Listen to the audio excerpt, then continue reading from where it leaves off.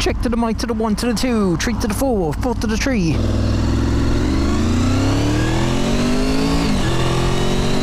Well, ladies and gentlemen, welcome back to another episode of Mr. Geeks Drives a Motorbike. I tell you now, the main objective of this mission is just to go out and get some McDonald's, because I haven't had McDonald's in a few months. This is not an advertised video. I genuinely want McDonald's so it can destroy my body. And I've had a list on my phone there for the last few weeks and or months of just lots of video ideas that I wanted to get out of the way. And I think for the sake of practicality, I'm gonna take the most easiest one on the list today. I also released the car scene video a few days ago, so that kind of got me back into the mood again. This lockdown just has my motivation down to 0. So what we're going to discuss today is 10 practical mods I've done to my 98 VFR800 FI, and it has taken me a few months to compile this list just because I haven't really done much to the VFR. To be quite honest with you, it has taken me a while to get to 10. And kicking off that list on number 1 is, of course, the very first thing I'd done to the bike, and that was the Black Widow exhaust. Probably the most important mod on any motorcycle, as well as it looking absolutely mint. I really do like the look of this one, and as well as that, it's just it makes a lot of noise. It really does open up the V4-ness of this bike. And I'm gonna say something that may offend a few people, actually.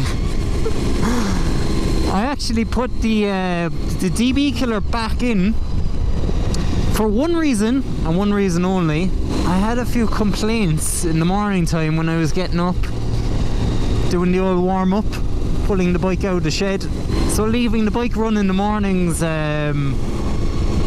is a no-no, even though it is a yes, because I don't want to be driving my bike while it's not warmed up. And funny enough, ever since I put the DB killer back in, the complaints have stopped, which is a good thing. It actually is doing the job. The bike, to be fair, it still sounds fucking mint. I don't think there's that much of a difference. It probably cuts out a lot of the lower growling part, the low hum, and I think that's what kind of wakes people up in the morning, is when their bed starts rattling. Now that is wet leaves on the outside, so I don't think I'll be venturing out there. I think I'm just going to be patient.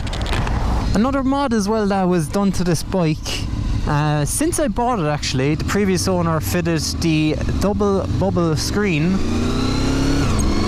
and ever since then I did throw a bit of tin film on it just to make it look a bit cooler. So the double bubble really does make a difference, because he gave me the original screen for this bike as well, and not only does it look unpretty, the double bubble really does direct the air over your head somewhat. Which leads me on to number 3. This cool contraption. That little deflector visor piece was about €20 and bought off eBay. Some of China's finest. I will say I got the idea of fitting one of these from Baron von Grumble. He had one on his Gixxer many years ago, and it just looked mental because it was a sports bike with a touring screen visor thing.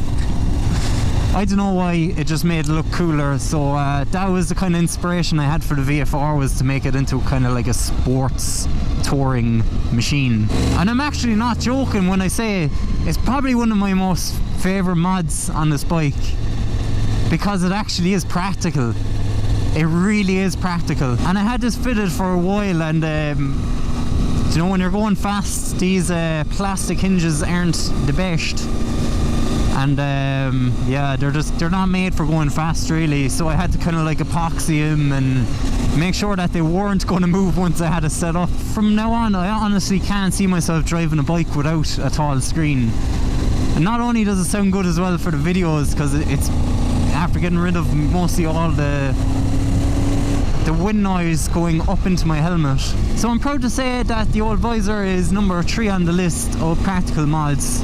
Also forgot to mention, yeah, the exhaust. Loud pipes save lives. That's why it's practical.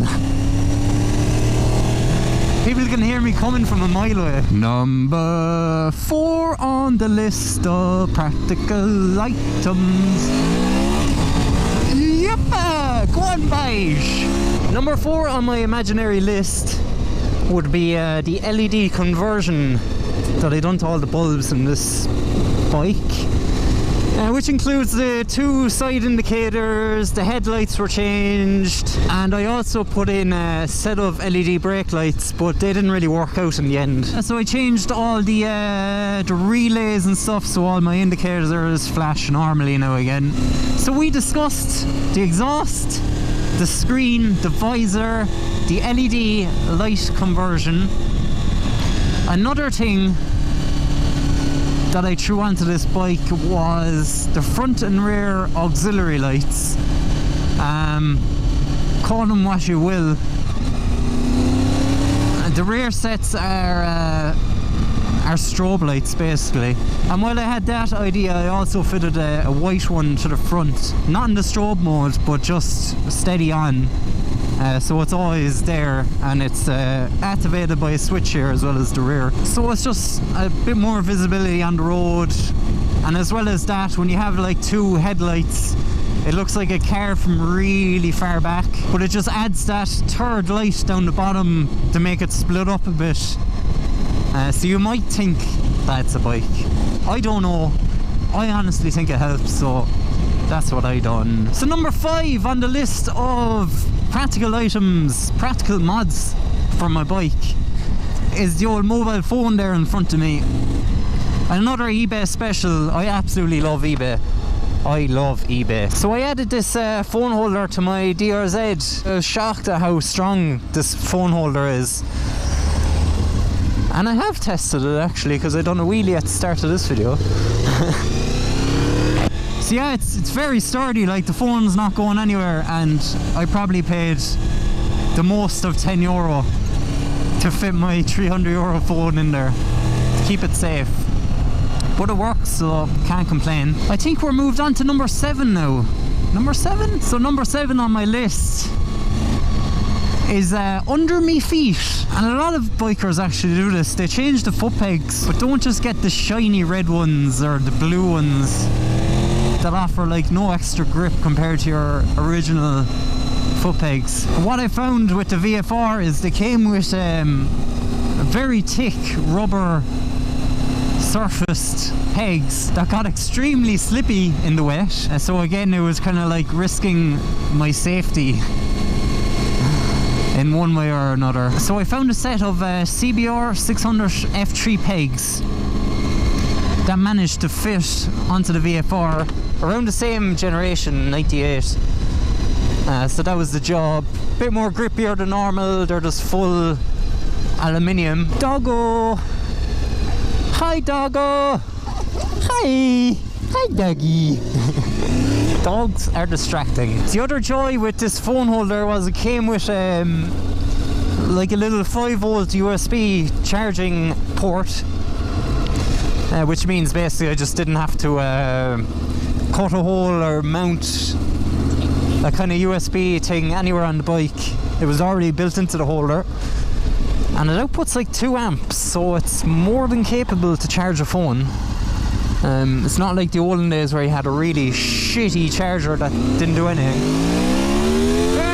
Lads, I'm very confused at what number I'm on right now, but I do know I have like 2 items left, and one of them items is not on the bike today, but I do find it's very practical.